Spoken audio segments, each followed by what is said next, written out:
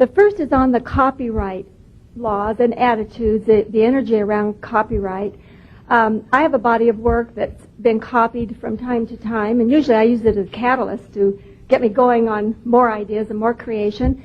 I've been even asked if they could copy my work, and I notice that it closes my valve if I get defensive and fearful of it. So I try to turn that around. Wondered if you could address that. We want to approach it from the exclusion-inclusion attitude that we were just talking about here. So someone calls you and says, we will tell you what they usually say to Jerry and Esther. They usually say, your work is changing lives. It has changed my life. I want to use it, but I don't want to tell anybody where I'm getting it because Abraham is too weird. So I'm just going to take your work and pretend it is mine, they say. Is that okay with you? Esther feels what you're talking about from time to time, too. Now, as you feel that negative emotion, stop for a moment and just ask yourself one simple question. Is this moment that I'm having here one of inclusion or exclusion? And we promise you, if you've got negative emotion, it's exclusion. There's something you don't want to happen that you're trying to keep away. Now, let's talk about what it might be. Don't want people to profit from what I've done? Well, that doesn't feel quite right because you're really not wanting to keep anyone from success. Not wanting someone to steal from me. Well, that might be it. Not wanting somebody to take credit for something that isn't really theirs. Now, when you have identified what it is, now can you think of anything else that you're trying to exclude there? My fear is that I won't get it done in time. You know, it always kind of gets me going, and I start working on my work more. What do you mean? So you're afraid that they will take your idea and it will hit the market before you hit the market with it? In the past, that is.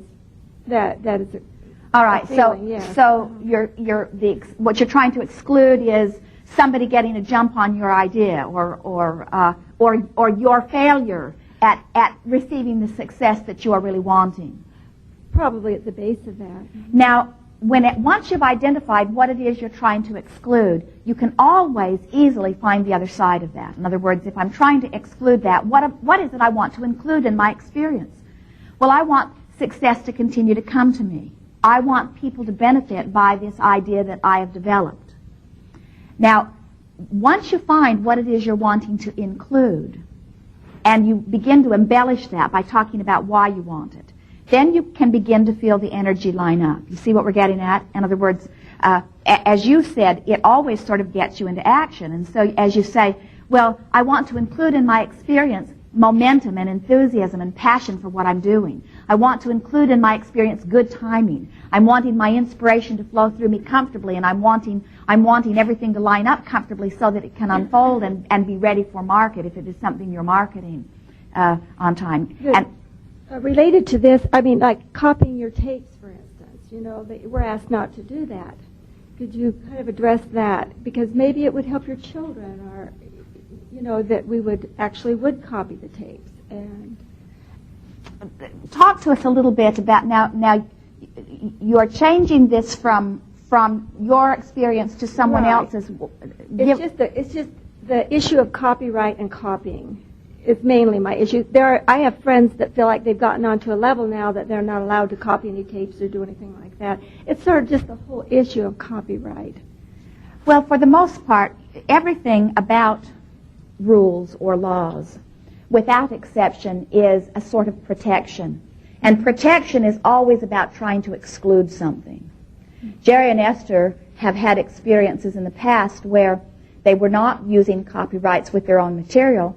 Someone else took the material, used it, and then prohibited them from using it. In other words, if you do not copyright your own material, someone else can. Okay, that is exactly. And if someone else copyrights your material, then you don't have access to it. In other words, whoever copyrights it has legal hold on it. Well, that's exactly where I am, because I'm getting ready to publish, and so I actually there would be a conflict there from a book that's already been used some of my work.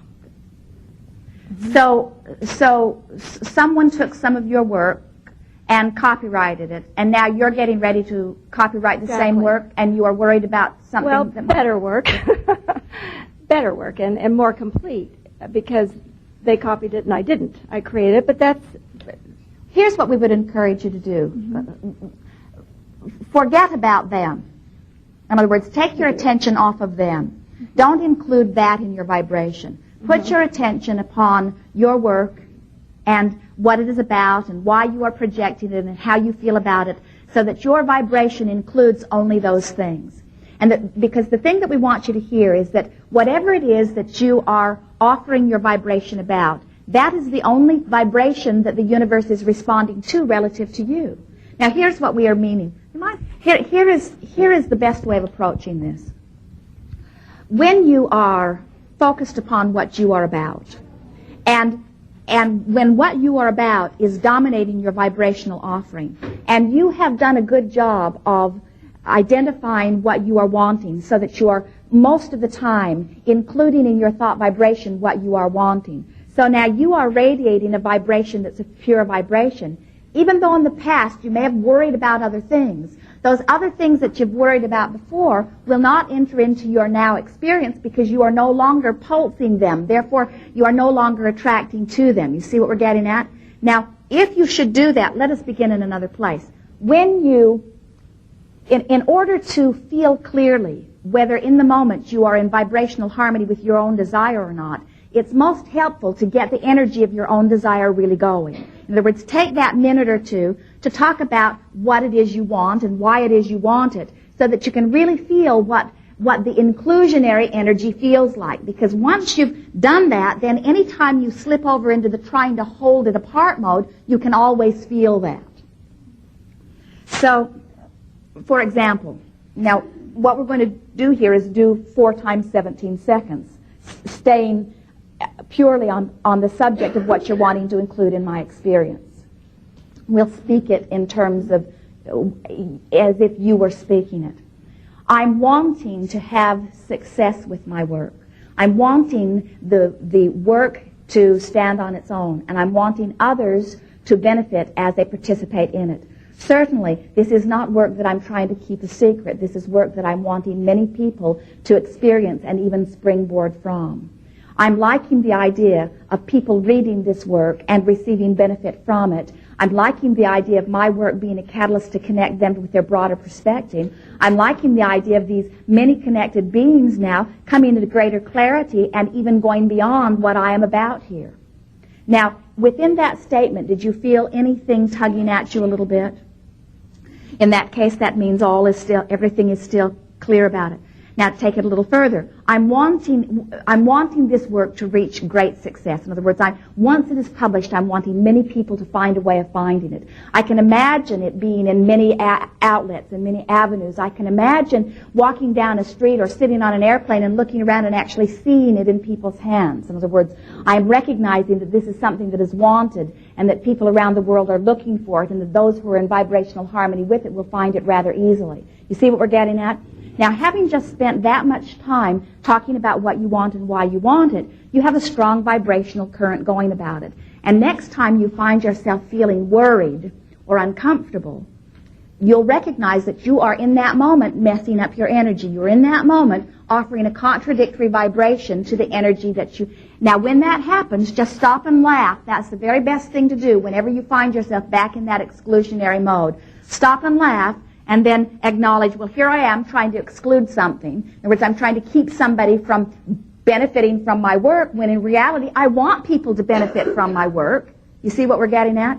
And it won't take long before you have taken care of what you're wanting to exclude, and you've included, again, pure energy.